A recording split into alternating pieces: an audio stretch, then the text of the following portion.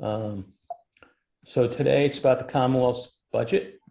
And you can see that basically we're going to skip over the arc and its role, maybe one or two slides, and then the pick context and factors that take us to the budget this year. And then the budget itself will take it apart or ask to some extent. And you can see a young Charlie Baker there with Bill Weld, who was governor in somewhere around 1991, right, era. And I think he was elected for a second term, but he left 2 years into it, and Paul Cellucci became the governor and then won re-election after that. So that I couldn't resist putting that in. So you can see it, right, everybody? Okay. So, and I am going to just touch on our mission and then move on. Basically, our goal is not only to enhance the lives of folks with intellectual disabilities, including autism and their families, and by advocating for community sports and services, but we also want to foster social inclusion, self-determination, and equity across all aspects of society. So I think 20 years ago, that second part might not have been there, in terms of that inclusion as much as we talk about it now. And just want to tell you guys, you all probably know about this, subscribing on our website for the weekly messagings and as well as the trainings we have. All right, and let me take you to this, the COVID update piece. COVID is slowing down. It was 900 and something when we last reported to you, and it's gone down, as you can see on this, as of February 8th to 251 cases in the provider side and 31 in the state side. If you add who has COVID now with who did have COVID, you're looking at 25% impact in the private side among 7,700 folks, and you're looking at about 32% impact on the state operated side. So they're in the same ballpark. What is not in the same ballpark, oh, by the way, I want to thank HHS for doing these updates twice a month instead of once a month. I've already mentioned it on one of the live sessions.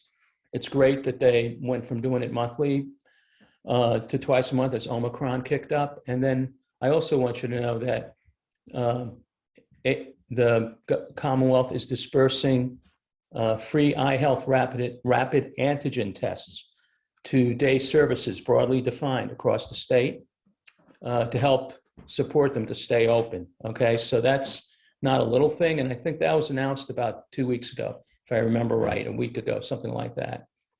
I also want to touch on, I usually don't show you the large facility chart. I tell you about it, but I just want you to be able to see that those numbers are different. And the larger the facility, the more, in our world anyway, not necessarily across all settings, the more higher percentage of people that experience COVID.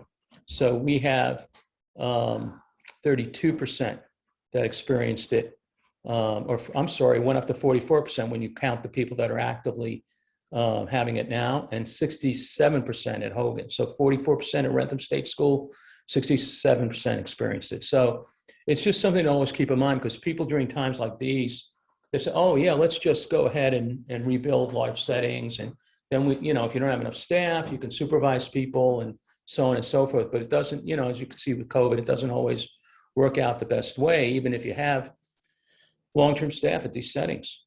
Okay, and these are some of the sessions coming up soon that we're looking forward to, and you can register for any of the sessions, both the monthly webinars, the carryover season schedules, or the Leo Lives. And now back to the webinars page. And if you haven't had a chance, check out our website. We just updated it. So here's the context.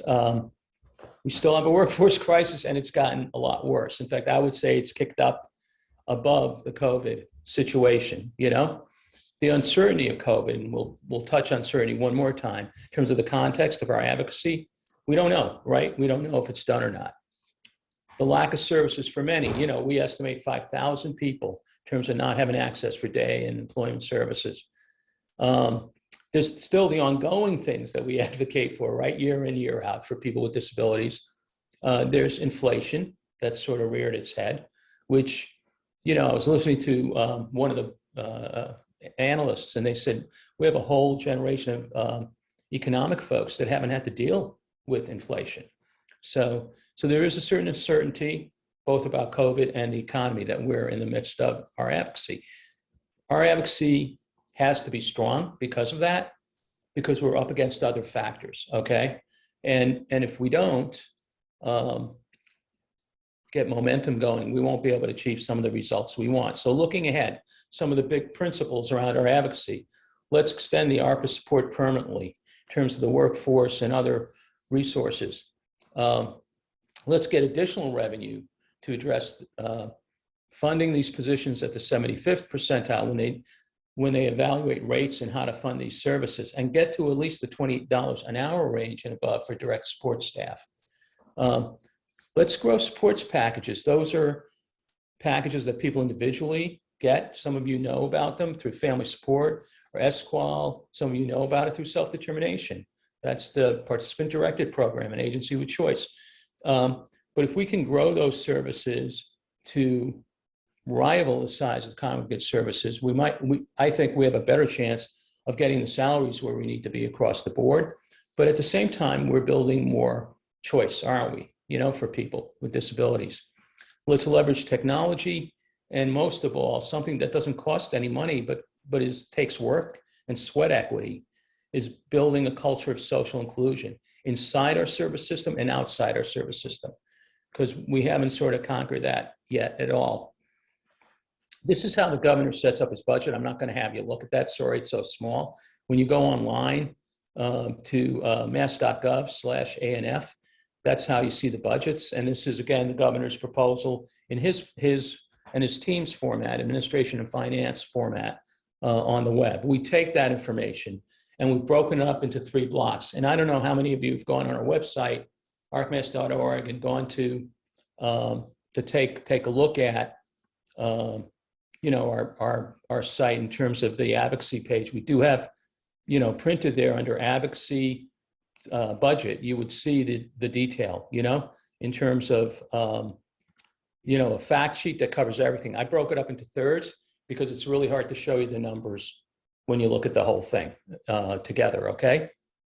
And so our goal, as we said, and I haven't fixed the comma yet, it looks like, under transportation, but our goal is really to get back as close we can financially to some pre-COVID numbers. And we're really not there yet. We're not asking for as much as we could if things were, quote unquote, post-COVID, but we are asking for more than what's in the governor's budget for certain key line items.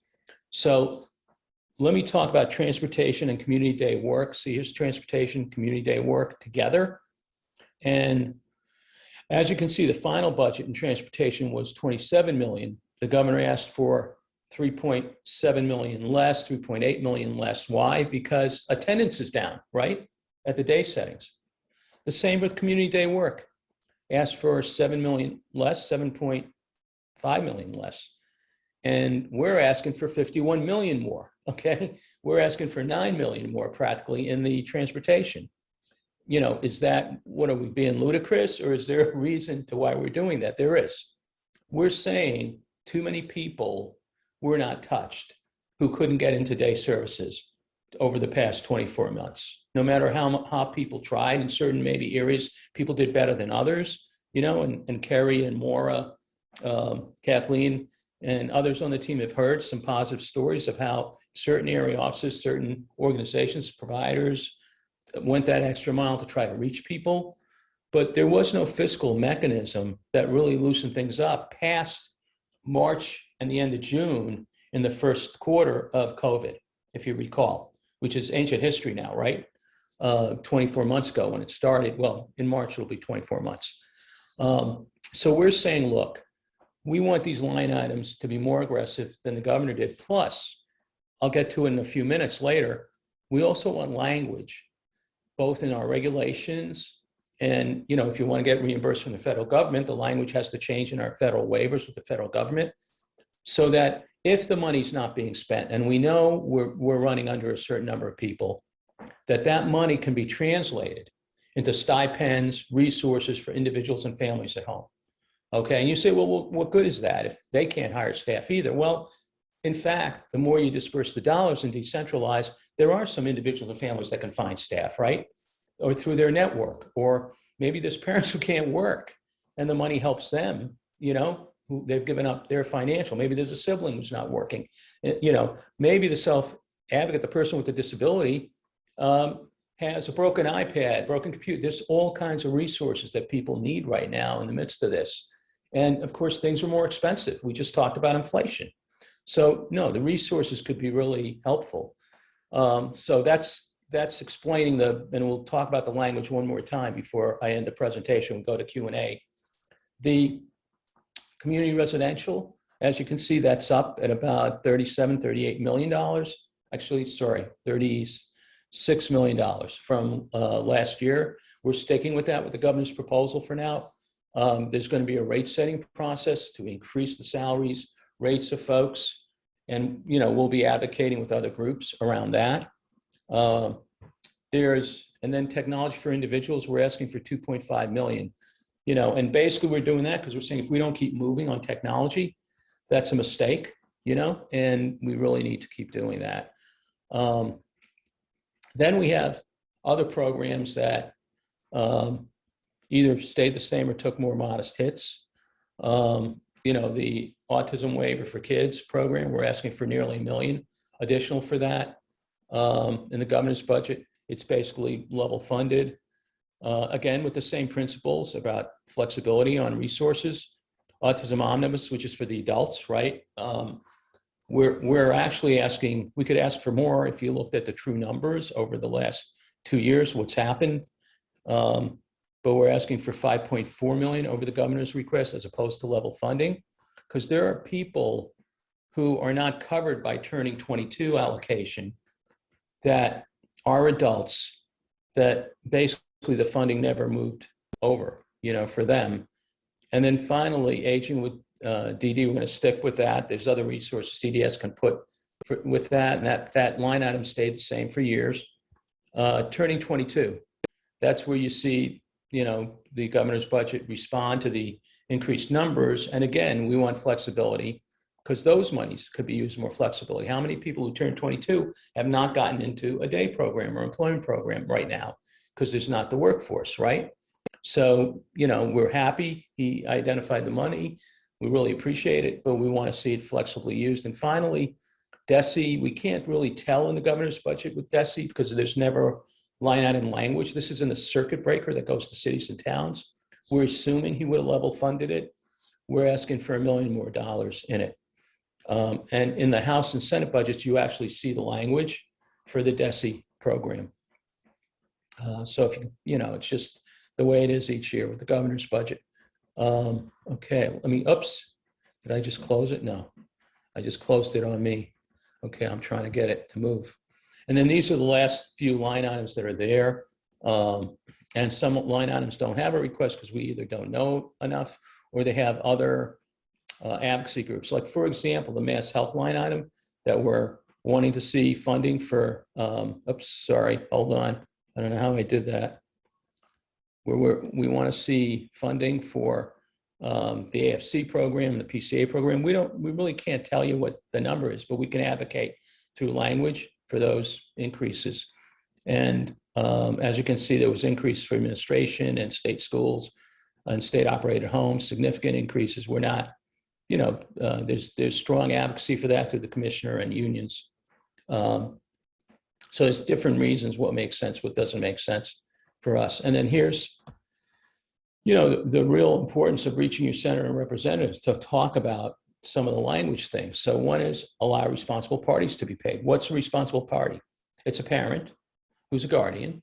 It's a wife or a husband, right? People have been asking that of us for a long time. There's some bills in play. We're hoping the House will be open to language like this in the budget. Even if they're not open to it as they could advocate to put it as part of the administration's flexibility in the home and community-based waivers, both in Mass Health, which is a different waiver, and the 3 waivers that the DDS has, Department of Developmental Services. Make the ARPA permanent, as we brought up before, and additional revenue for the direct support staff and others. Expand transferability. What does that mean? Okay, so line item savings can be used in individual family allocations. The governor is allowing changes between community residential, employment, and transportation. Well, that's good.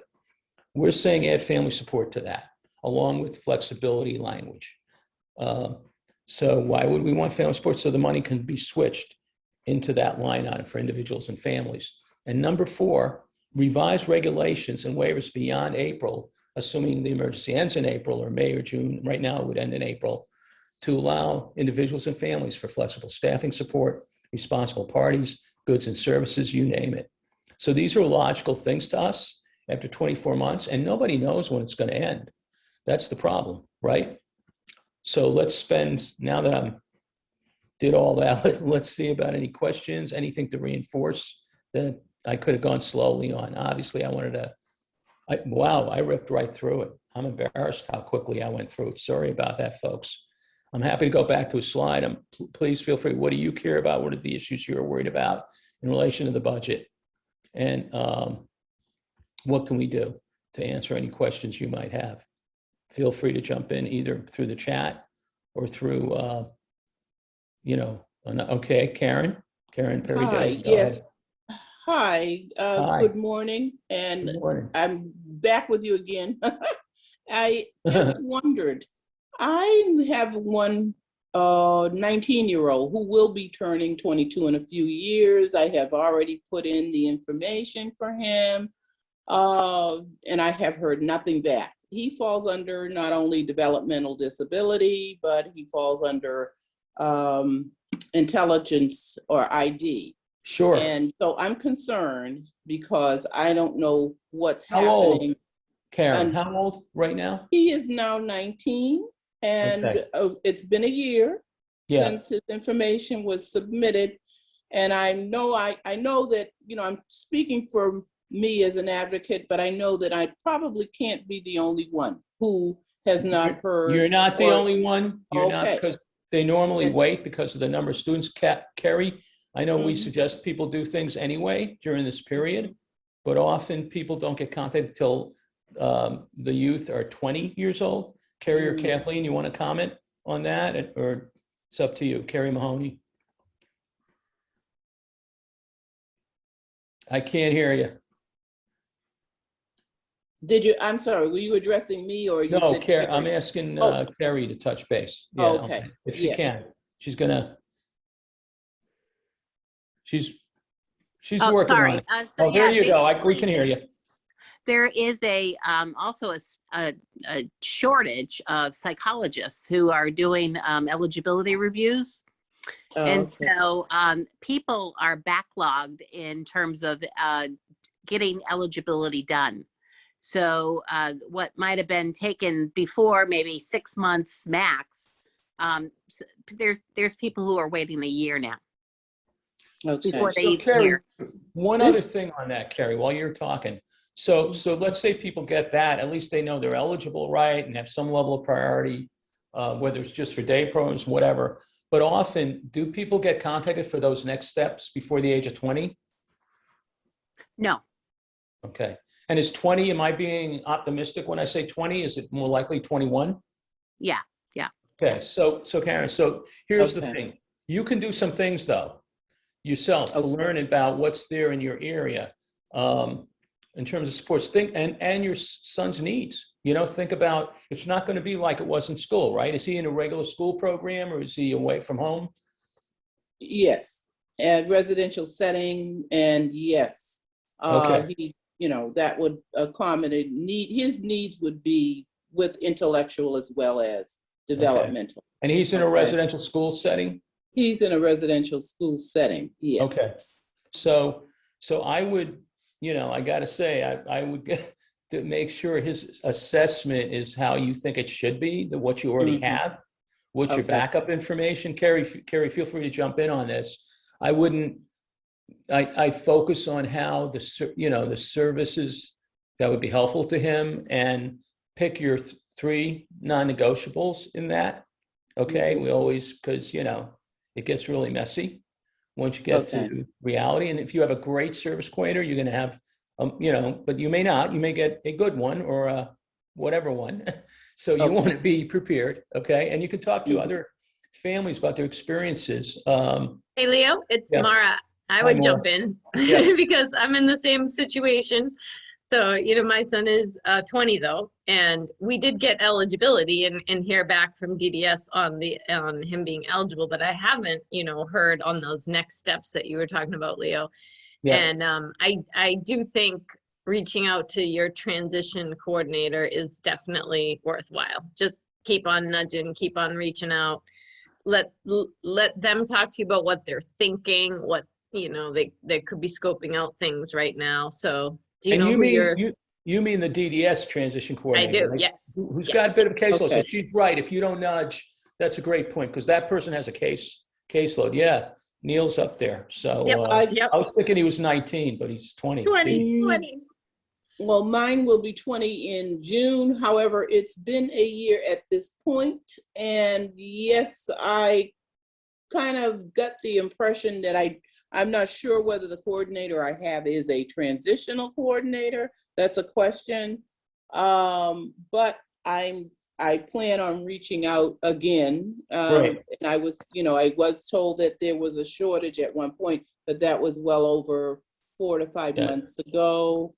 Yeah. I've been told, yes, just, I do have an assessment for him and updated now for the second time. So it should help Yes. if they will refer to it. However, there was a challenge on the intellectual side of the diagnosis, and I asked them to refer to the organization that wrote the assessment. So it is a neuropsych and a neurological assessment. Yeah, you're going to need to. Yeah. You're going to need to look at also if you have historical, if you have something 10 years old or older that identify that would be helpful too, just for what it's worth. I just want to also say, Kerry and the team, there's a bunch of tapes on webinars on transition on our site. And Kerry, I assume people get to that by going to the webinars page and or going to YouTube. Our YouTube station. Our YouTube station. And also has all of the past webinars that we've done. So there's one on. Go ahead. We have a complete one on DDS eligibility done by an eligibility coordinator. That's a good one, as well as others in transition. And we had last year, turning 22, we had a whole webinar just on that. So that would be great. And I think talking to a person that's from the horse's mouth, so to speak, is always good, right, Kerry? So you get to see, what they're dealing with and all of that, but you're hearing directly from DDS. But there's, again, a ton of resources on that on the YouTube. I just want to encourage, by the way, so Leslie brought up the issue of the staff shortage and how will this be addressed? Well, and this is why we strongly feel we want to build up a supports packages simultaneously, not just thinking about a system that's overly dependent on congregate care service delivery, okay? Because clearly not enough people know about our services in terms to apply for our services, and for us to raise the salaries aggressively, the way we're talking about, right, requires in the residential part alone to maintain the ARPA and add another $120 million to it. Just think about that, okay? That's just on the residential side. And technically the ARPA probably cost, and the ARPA is the American Rescue Plan Act monies that were given. I'm guessing, and again, I have to give you a guesstimate, probably somewhere around $125 million, because it would be similar to push that up $1. Right now, the salary, or 10%, excuse me. And for whatever reason, it's not always black and white when that happens, but we want to see the salary benchmark in rate setting that the state does reach the $20 and then some range. That would be the goal. And the trade organizations are focusing on the term 75th percentile. We think that's great. That's a technical way of getting there. We're also telling people $20 an hour range because I think the average person understands that better, right? And we can get some juice behind that. And remember, it's not just the direct support salaries that have to go up when that happens, right? you have to also have, there's clinicians, there's nurses, there's people we lose every day to the health and education sectors. And that's been the key push we've had for a number of years, saying we should be benchmarked against the health and education sectors. So that's an answer Leslie's question. And we are pushing for resources to go to individuals and families that can't get into day programs, because we believe that's really an important way to solve the problem in the short term while people aren't getting into the day programs. So any other questions? Anybody else? Kathleen, I don't know if you see a hand up or.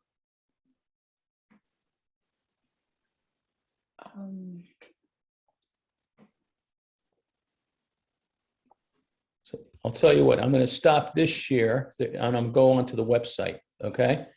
Because, and of course, let's hope my website's showing. Here it is. This is the advocacy page on our website. This is the new, I don't know how many of you have seen it, and it's brand new. I'm going to go to the homepage for 2 seconds. I'm going to show you where the YouTube is, but this is our new homepage. We're continuing to load it up. We had so many pages on our website that it's taking us now that this has been set up a while to build. And policy and advocacy is where you can find the budget. And you can either use the drop down or you can drag like this and hit state budget. And you can download the ARC's FY23 fact sheet and the FY23 budget request. Very simple. It comes up. I don't know if you're seeing it now or not, but it goes, or if you're still seeing the website, or are you seeing the budget page? Seeing the budget. Good. It's really simple. And then this was probably the fact sheet explaining what the governor, what happened. Oh no, this is the in-depth. Okay, this is intense. Like I say, this is where the language is. And let me see if I can make this bigger. Let me make it a little bigger. Okay, so where we say, adjust, and you basically would email this. We're going to have a action center site. We're going to have an email for you to use. You can spend a few sentences on your story or your loved one's story. And then these are where we ask that provided further, whether it's Mass Health or DDS, we ask that flexible use of funding for support, including goods and services for individuals not able to attend congregate day services. And this is literally the language we're going to be asking legislators to put in, but we can't do it alone. We need to have enough people asking the speaker, asking the Senate president, enough reps and senators that you've talked to that then go and say, we really need this to happen. Mr. Speaker, Mr. Ways and Means Chairperson, Ms. Senate President, so it's almost like they become our champions. It's not even almost, that's exactly how it works. And so we really need you getting the momentum. This month especially is the time to do it. And so we hope we'll have it out by sometime this week, an action statement. But you can see how dense it is, right? The fact sheet, you can see it's 3 pages because we try to set the stage of how many people don't have services. We then talk about our rationale for different DDS line items. And then we talk about Mass Health and day habilitation, adult family, foster care, and day habilitation and Mass Health we focused on. And again, the responsible parties is in here too. People who are guardians, people who are spouses. We're pushing that we'd like to push that very hard. And people, legislature usually doesn't like to change things in legislation unless it's in legislation, not with the budget. Sorry, I'm stumbling over my words there. Any other questions? Oh, the YouTube page I wanted to show folks too. Let me just go to the home page really quick. This probably isn't a bad idea sometime to go through all the different. Okay, now you got to know signs. Okay, you can see that's the Twitter, Facebook. Is that YouTube? I hope. Yep, I had to guess at that. Okay. Registered. All right, and basically you have 2 ways to get these. There's all these different courses, but I think there's let's see if the playlists help you. Yeah, there's playlists. So you can access, you would do a search, like here's adults on turning 22, but the one Kerry was talking about, I would probably search for DDS turning 22 to find that one, Kerry, right? And there's different playlists. That might even be the way. If there's something that says transition here, I would look at that one as well. Got too many Leos in here. Anyway, I hope that gives you a little sense of how to, travel. Turning Life, of course, has its own channel. Probably should make Turning 22 its own channel, Carrie. This is a Destiny Services Gaps. These are the sessions we had, but you can see we have a ton of webinars listed for you and for information. Great to have you with us, and I'm pleased to, oops, and that was an accident. So, all right, let me just shut that, stop sharing. All right. Well, hey, we don't have to keep going if there's no questions. Anything else I can do during the session to get you guys? We had a good turnout today. Anything else? I can't emphasize enough if basically to pick up the phone and or to email your state rep, state senator. And like I said, if you want something prepackaged, we will be doing that this week. And we'll have something prepackaged and we'll send an alert out. This program and the PDF of the PowerPoint will be out hopefully by tomorrow. So you'll be able to have it in your hand. And you know what I'm thinking, Carrie and Kathleen, I'm thinking maybe Katerina should send the fact sheet with it, you know? So it'd be a PDF, the fact sheet, and a link to the tape. And then Jackie Doherty said, yeah, she's agreeing about the workforce issue, and it's a major problem. And that's, you know, why we're pushing for the increases. So if you, bottom line, you know, I'm going to share you one more slide and how we got to this situation. And it's a slide I wasn't going to share today.